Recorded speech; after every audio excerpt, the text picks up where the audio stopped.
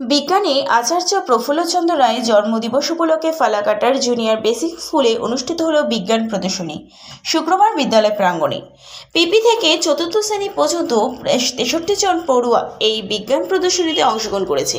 দুটি বিভাগে এই প্রদর্শনী হয় এবং যারা প্রথম, দ্বিতীয় এবং তৃতীয় স্থান অর্জন করবে তাদেরকে বিদ্যালয়ের পক্ষ থেকে পুরস্কৃত করা হবে।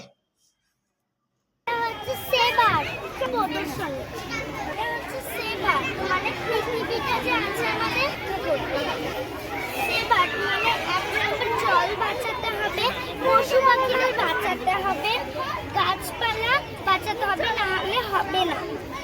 আর এই যে সোলারটা আছে, এই জিনিসটা থেকে এটা মানে এটা যে হাওয়া আছে, হাওয়া থেকে এটা হচ্ছে বিদ্যুৎ তৈরি করে, আর এটা হচ্ছে সূর্যের তাপ থেকে বিদ্যুৎ তৈরি করে।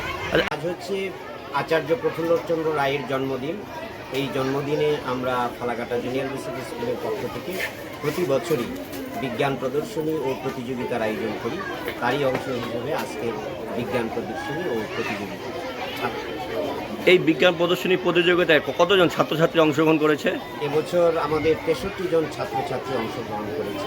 এটা হলো কোন কোন শ্রেণী, কোন কোন ক্লাসের আছে? ওটা হচ্ছে পিপি থেকে ক্লাস 2 হচ্ছে ক বিভাগ, আর 3-4 হচ্ছে খ বিভাগ। দুইটি বিভাগে প্রতিযোগিতা হচ্ছে। দুটি বিভাগে প্রতিযোগিতা